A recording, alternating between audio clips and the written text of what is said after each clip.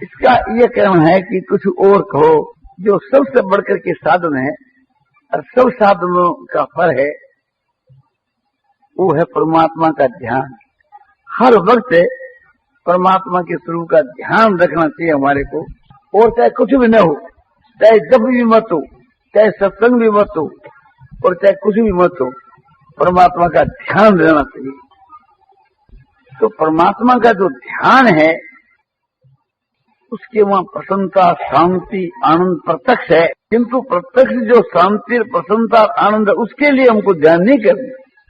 और ध्यान का फल क्या है कि परमात्मा की प्राप्ति। तो परमात्मा की प्राप्ति के लिए भी हमको ध्यान नहीं करना। तो बस ध्यान से बढ़कर और कुछ भी नहीं, इसलिए ध्यान करना। कोई कामना को लेकर के ध्यान नहीं करना है। मुक्ति की भी कामना आप लोगों को नहीं रखनी। तो बोले ठीक है, किंतु साथ के बीच के वहां नाम का जप रहे तो उसमें मदद ही मिलेगी ध्यान में। तो बोले उसमें कोई हमारा आपत्ति क्या है कि जप भी करें, ध्यान भी करें।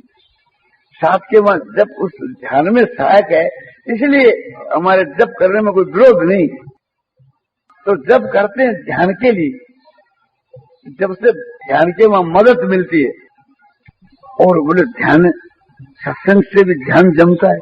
बोले सत्संग से यदि ध्यान जमता है तो सत्संग भी साथ में रहे, हमारा कोई सत्संग से विरोध नहीं है। किंतु हमारा तो मतलब है कि ध्यान हमारा चल रहना चाहिए, और ध्यान के बीच के में जो मदद कारक है उसका आदर करते हो, उसके लिए कोई आपत्ति की बात नहीं, कोई निषेध नहीं। किंतु हमारा लक्ष्य ये है कि केवल हमारा ध्यान होना चाहिए, और वो ध्यान एकदम निष्काम भाव से होना चाहिए, और वो ध्यान हमारा अटल होना चाहिए, निरंतर होना चाहिए, निष्काम भाव से होना चाहिए, अटल होना चाहिए। तो केवल ध्यान से भी आत्मा का कल्याण हो जाता है। ध्यान आत्मनि पश्यन्ति केचित् आत्मान आत्मना।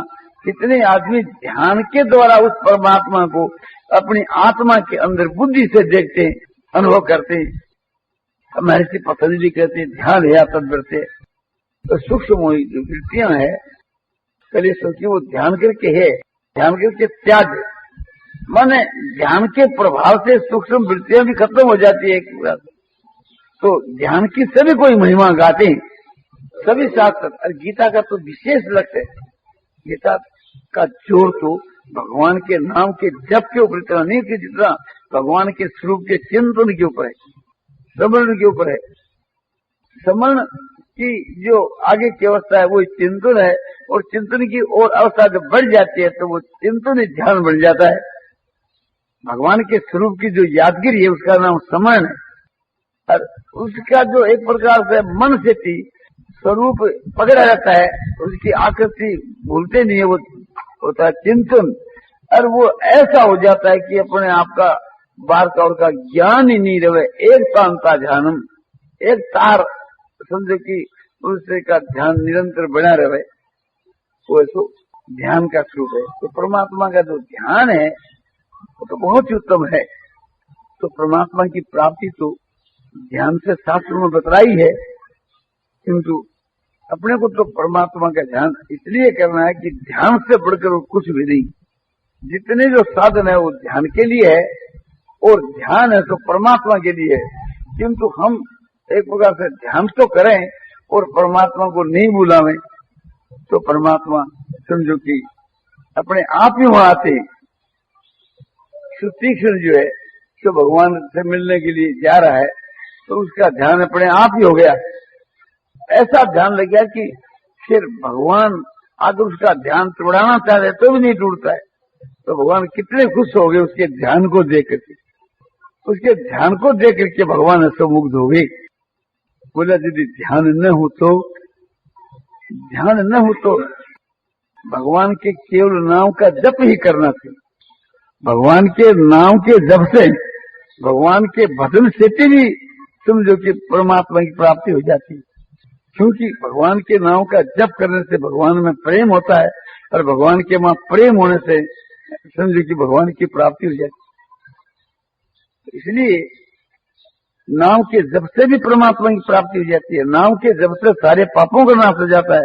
नाम के जप से परमात्मा के स्वरूप का ज्ञान हो जाता है। नाम के जप से भगवान उसके बस में हो जाते हैं। नाम के जप से कि आत्मा का उद्धार हो जाए, तो सारी बात नाम के जब से हो जाती। तो इसलिए समझो कि यदि ध्यान न लगे तो भगवान के नाम का निरंतर जप ही करना चाहिए। सुमरिए नाम है रूप बीनु देखे,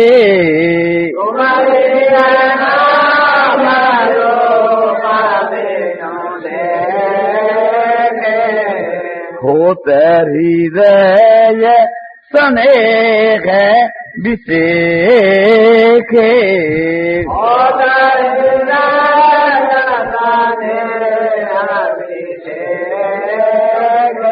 भगवान के नाम का सुमन करना चाहिए ध्यान के बिना। तो भगवान के वहां विशेष प्रेम हो जाता है, प्रेम होने से भगवान मिल जाते हैं। हरि व्यापक सर्वत्र समान,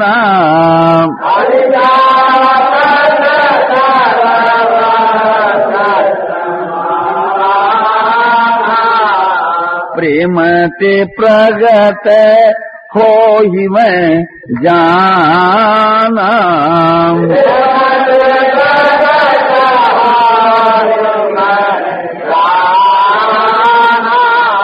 हरि शब्द संभाव से विराजमान है और प्रेम से प्रकट होते हैं। शिव जी कहते हैं इस बात को मैं जानता हूँ